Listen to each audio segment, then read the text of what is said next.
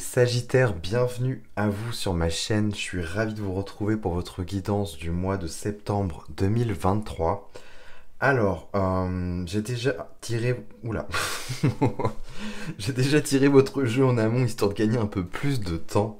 Bien entendu, je n'ai pas encore vu les cartes, donc je vais les découvrir en même temps que vous.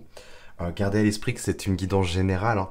Donc bien entendu, tout ne peut pas forcément vous parler, donc je vous invite vraiment à prendre ce qui résonne le plus pour vous, et le reste, vous le mettez de côté, tout simplement.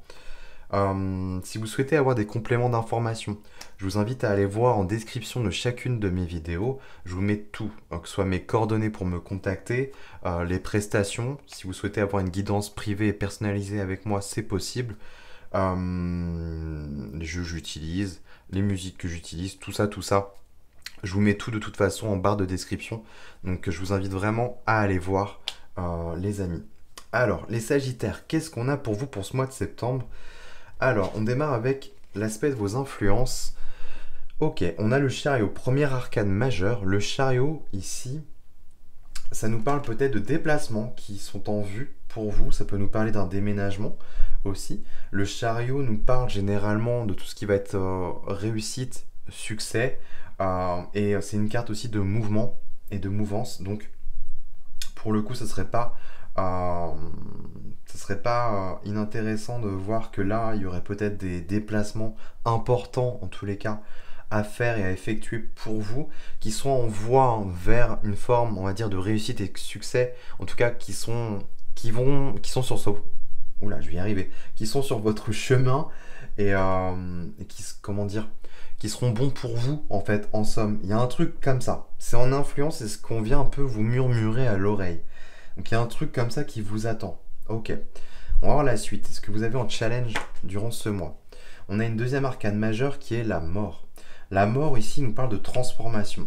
Alors, si ça tombe en challenge, c'est que là, il va falloir peut-être s'attarder peut-être un peu plus dessus. Pour vous ayez la mort, c'est qu'il y a un besoin d'évoluer, de se métamorphoser et d'aller au-delà de ce qui a été connu. Pour l'instant, ça reste vraiment encore plus généralisé, sachant qu'on est sur des arcanes majeures. Donc ça, c'est un plan un peu plus haut, un peu plus global. Bon, on va voir ce que ça va m'indiquer quand même de plus. Ok. Donc, ce que je vais faire, attendez. On va faire comme ça déjà. Ça va m'aider. Des déplacements. Pourquoi?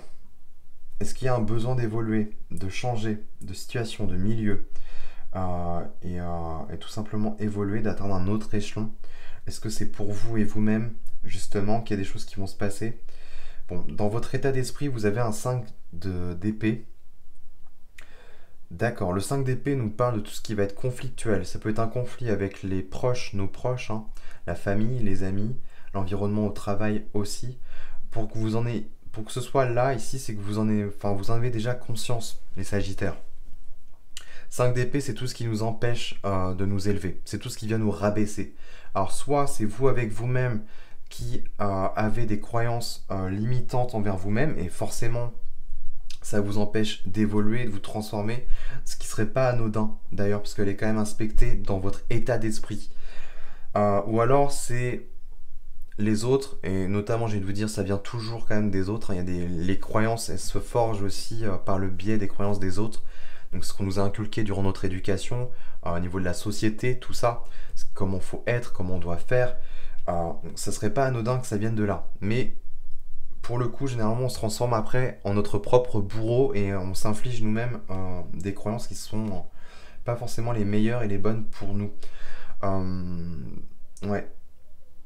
Je pense qu'on nous parle ici plus d'une réussite et d'un succès par rapport à une transformation. Et en synthèse, on voit qu'il y a une influence au niveau du travail. Parce qu'au niveau inconscient, il y a l'idée de partir en quête de quelque chose d'autre, mais il y a un blocage mental. Et ça vient peut-être bloquer, et c'est peut-être pour ça que la transformation, elle se situe plus en challenge. C'est parce que s'il y a cette influence-là, ça bloque l'évolution et la métamorphose qui est propice pour vous, hein, qui est en devenir. Auquel cas, je pense que ça ne ferait que retarder l'échéance. Dans tous les cas, si ça doit advenir, ça adviendra. Mais là, on vous invite, je pense, à voir peut-être les choses autrement, avoir peut-être un autre état d'esprit, ou à mettre à bas certaines croyances qui sont pas du tout justifiées en fait, qui vous empêchent, qui viennent vous entraver dans votre réussite et démarche de succès, peut-être démarche de succès en lien professionnel. Et en plus, il y a une métamorphose intérieure qui se passe.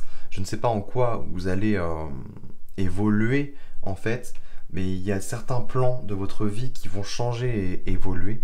Et ce serait dommage que ce soit bloqué en fait parce qu'il y a des croyances. Non, je suis pas capable. Bah du coup ça bloque tout, le processus. Vous voyez, rien qu'un petit truc comme ça, non. Au niveau inconscient, vous avez le 8 de coupe. Et le 8 de coupe nous invite à lâcher prise en fait et à partir en quête de quelque chose d'autre. Quitte à risquer les 8 coupes que l'on avait déjà accumulées, on est prêt à sacrifier ces 8 coupes, à faire un peu un quitte ou double. Donc si on garde tout, c'est tant mieux. Si on les perd, c'est pas grave. Parce que au bout du compte, ce qu'on souhaite, c'est les 2 coupes restantes. C'est celles-là qui sont les plus intéressantes pour nous, c'est ce qui va nous nourrir le plus. Et c'est en inconscient. Il y a une envie et un désir tel chez vous, les Sagittaires, d'aller obtenir autre chose qui est bien plus méritant pour vous, bien plus satisfaisant sur le plan des émotions. Donc il y a vraiment là une forme de succès qui est autour de vous, qui rôde autour de vous. Ça dépendra juste de votre état d'esprit, comment vous allez gérer la chose. Parce que là, il y a une belle métamorphose. Une belle métamorphose. Oh le lapsus. Eh, décidément, je vais pas y arriver avec vous. Hein. Une belle... une belle métamorphose en devenir. Donc vraiment, ne vous coupez pas, ne vous barrez pas la route. Là, il est temps d'aller en quête de ce que vous désirez le plus. Et je pense qu'il y a pour vous une évolution au niveau matériel. Ok, alors on a quoi notamment dans votre vie matérielle? 3 de bâton. Il y a une envie, peut-être... Alors, il va y avoir un besoin, je pense, de s'organiser. Il y a une notion d'objectif à atteindre avec cet oiseau qui plonge net là en piqué sur un poisson bien défini. C'est-à-dire qu'il y a l'idée de définir déjà concrètement ce que vous voulez. Peut-être que ça va vous permettre de rassurer un peu l'ego qui a une influence sur le mental. Généralement, ça vient de la peur. Donc, parce qu'il y a peut-être une peur de l'inconnu. Donc ça serait pas anodin. Mais par contre, si on commence à planifier étape par étape des mini-objectifs à atteindre, ça devient moins inconnu en fait. C'est-à-dire que ça vient rassurer l'ego, ça vient créer des biais cognitifs qui sont beaucoup plus rassurants pour l'ego.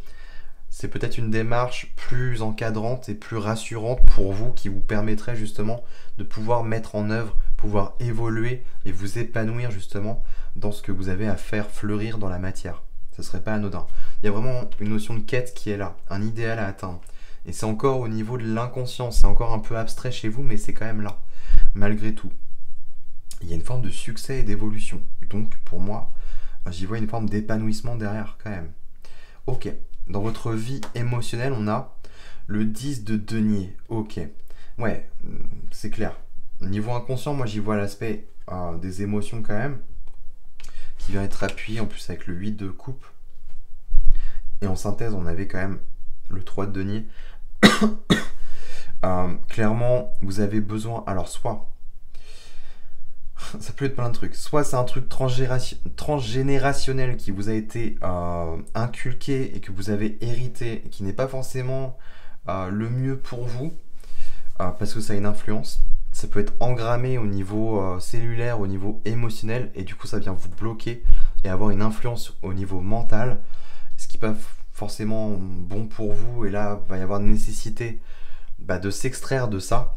Ou alors c'est une envie de s'enrichir en fait, tout simplement, de s'épanouir, de construire, de bâtir, d'être dans une pleine pérennité aussi, et une pleine richesse. Vous avez besoin d'être reconnu aussi de par votre valeur, de par ce que vous aurez construit aussi, et ça a une influence au niveau émotionnel et c'est hyper important pour vous justement d'être reconnu, de savoir déjà vous-même que vous arrivez à vous construire matériellement parlant.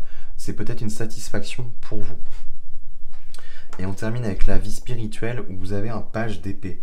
Le page d'épée vous invite peut-être à apprendre, à être curieux de la vie de nouveau, peut-être un peu plus curieux, à vous former, à apprendre de nouvelles choses, à aller faire des recherches, à aller vraiment emmagasiner de la connaissance et du savoir là.